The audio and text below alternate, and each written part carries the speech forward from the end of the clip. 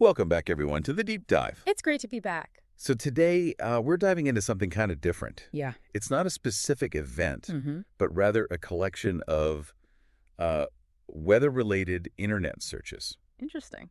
So think of it this way. These search terms are like a digital fingerprint, Okay. revealing what weather events and concerns were top of mind for people. Like a real-time pulse of public anxiety. Yeah, exactly. And we're going to analyze these searches to understand not just what people were searching for, but where. Got it. So geographically mapping out those weather worries? Right. And the first thing that really jumps out at you when you look at this data is the way certain locations are just like plastered all over these really intense weather terms. It's not just, check the forecast. Right. It's tornado warning, flash flood, very urgent specific stuff. So let's zoom in on some of those hot spots. What about Lake City, Arkansas? Oh, Lake City. Well, that's a cluster of tornado warning, Tornado, Arkansas. Wow. Even super specific, like Lake City AR. Lake City, Arkansas tornado. Oh, my goodness. Lake City tornado. I mean, the sheer volume there tells you something major was happening. Either a significant tornado event or an imminent threat that had everyone on edge. That level of hyper-local search activity is really telling. It's a community looking for answers in a hurry. Absolutely. Now, what about Nashville, Tennessee? Yeah. A similar, kind of broader story. Okay. You've got tons of tornado searches. Tornado Nashville, tornado near me, tornado outbreak, tornadoes today. But then you also see Nashville flooding mixed in. So a two-pronged weather threat? Right. It seems like Nashville was dealing with a lot at once. Potentially facing tornadoes and flooding simultaneously. That's a scary situation. Yeah, absolutely. Then there's St. Louis, Missouri. It's a bit different. Sure. We see some general searches like weather St. Louis. Right. But then this huge spike in tornado warning St. Louis. Yeah. And searches for weather radar. So definitely heightened concern about tornadoes. Yeah, like the city was on high alert, closely watching radar for any sign of trouble. That radar focus is interesting. It suggests people were trying to visually confirm the threat themselves. Makes sense. Yeah.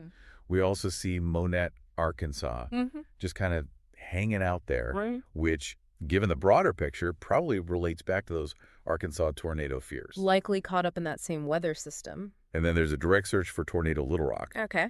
Further solidifying Arkansas as like the epicenter of tornado anxiety at that time. The geographic concentration of those location-specific searches really tells a story, doesn't it? It does, and it's not just about specific places. We also see a ton of broader weather terms dominating the searches. Gotcha. Flash flood warning, tornado watch, tornado warning, Right. just general tornadoes. Yeah. Shows you that even beyond those direct impact zones, there was this widespread awareness and concern about severe weather across a much larger region. And what's interesting is where people were turning for information. Lots of searches for the Weather Channel, even specific local news stations. It's a reminder of the trusted sources we rely on in those moments. Absolutely. And you also see searches for SPC, Storm Prediction Center. Okay. So people were definitely looking for official forecasts and updates, too. Yet seeking out those authoritative sources for confirmation. Right. And some of these search phrases, they just like grab you. Really? Where is the tornado now? Tornado near me. Is there a tornado warning near me? Oh, yeah. I mean, it's pure urgency. People in a very real, immediate situation, needing information fast, potentially life-saving information. It really puts you in their shoes, doesn't it? That sense of fear and needing to know what's happening right now. Totally. And then finally, we see a sprinkling of other locations. You've got weather, Louisville, KY, weather, Columbus, Ohio, Fort Wayne weather, even weather, Charlotte, NC, and weather, Lebanon, TN. So a wider geographic spread? Right. This could be the outer edges of that big weather system we were talking about. Makes sense. We're just, normal weather curiosity. Right. People checking their local forecasts. Those more scattered searches might just reflect typical weather information needs in those areas. Yeah, exactly. So what does all of this tell us? It paints a pretty clear picture, doesn't it? It does. A period of significant tornado activity, likely some flooding, hitting Arkansas and Tennessee pretty hard. Yeah. And these weren't just isolated incidents. Those specific location searches, that volume. Right. It tells you that whole communities were directly facing these events. The intensity of those searches really underscores the impact on those communities. It does. And then you step back, and it makes you think about this collective digital footprint. Yeah. This mass movement of people online, all seeking safety and information in the face of these powerful, potentially dangerous weather events. It's a fascinating glimpse into how we as a society respond to those forces of nature. Exactly.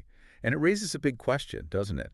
How does this constant access to information, this need to know everything right now, how does it affect our understanding of risk, our relationship with a planet that, can be pretty unpredictable?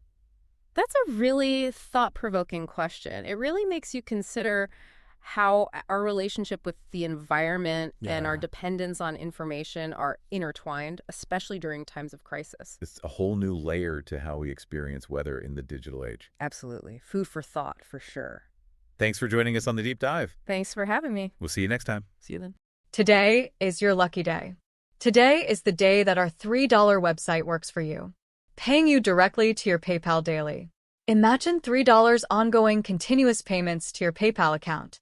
Imagine falling asleep and waking up to $300 in your PayPal account. How would this make you feel? How could this help you? What bills could you pay?